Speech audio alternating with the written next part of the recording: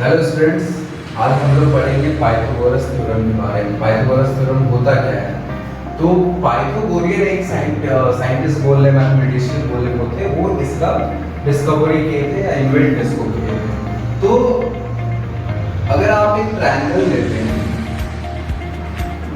जिसका कि एक एंगल 90 डिग्री है, तो इसमें आप पाइथागोरस थ्योरम अप्लाई कर सकते हैं। अब इसमें होता क्या है कि ये जो है इसको हम लोग हाइट बोल देते हैं, ये बेस हो जाता है और ये हो जाता है हाइपोटेन्यूज। तो पाइथागोरस थ्योरम ये बोलता है कि अगर आप हाइपोटेन्यूज का स्क्वायर कर रहे हैं तो वो इक्वल रहेगा हाइट के स्क्वायर के और प्लस बेस के स्क्वायर के। यही कहलाता है आपका पाइथागोरस थ्योरम। जैसे अगर एक एग्जांपल ले लें हम लोग, तो एक ट्रायंगल ले लेते हैं एग्जांपल,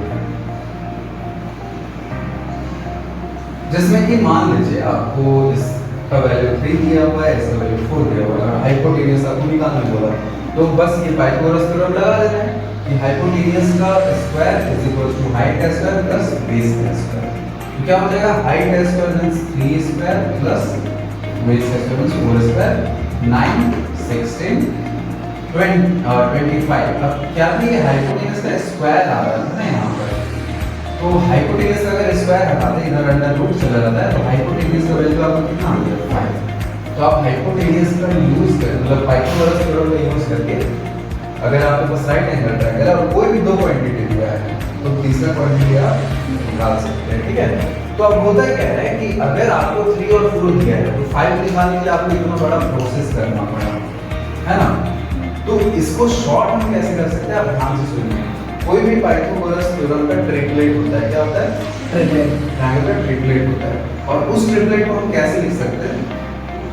अगर हम किसी नंबर को 2m के फॉर्म में लिख सकते हैं, 2m बोलने मतलब 2 into समथिंग, कोई भी नंबर हो सकता है, तो इसका ट्रिपलेट कैसे हम बना सकते हैं कि एक तो 2m हो गया, एक हो गया m स्क्वायर प्लस 1 और एक हो गया m स्क्वायर माइनस 1। अब इसको प्रूफ कैसे करें?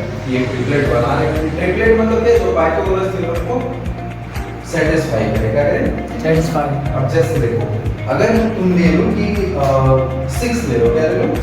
तो 6 को 2m के फॉर्म में लिख सकते हैं, 2 into 3, है ना?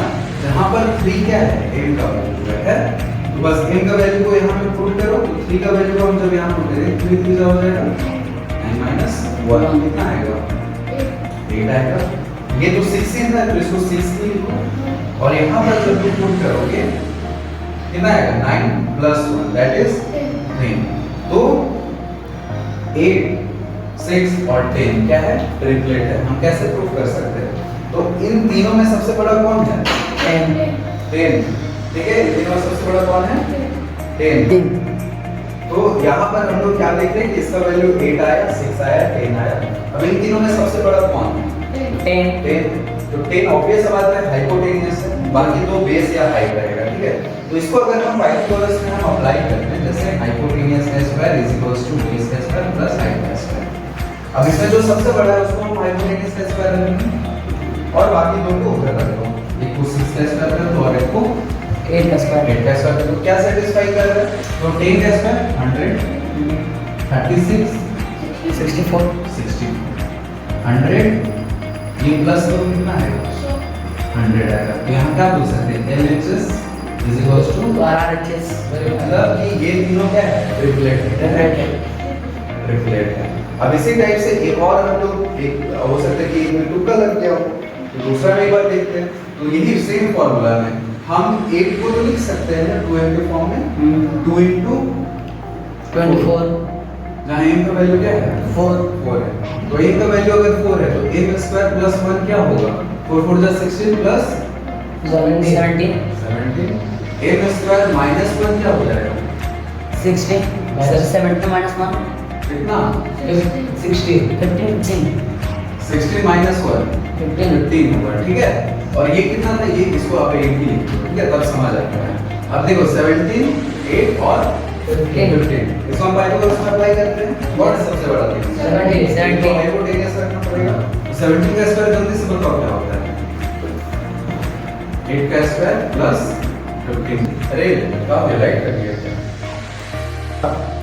289 289 होगा 17 का square. Yes, sir. 289 is equals to 8 का स्क्वायर 60 15 का स्क्वायर 225 225 ठीक है।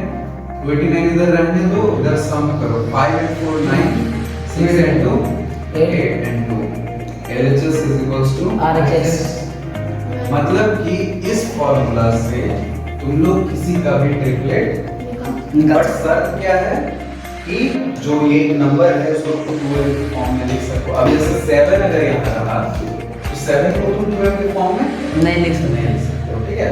वो इवन नंबर ही होना चाहिए जिसको तुम 12 के फॉर्म में लिख सकते हो, ऑड नंबर का क्लियर है होगा।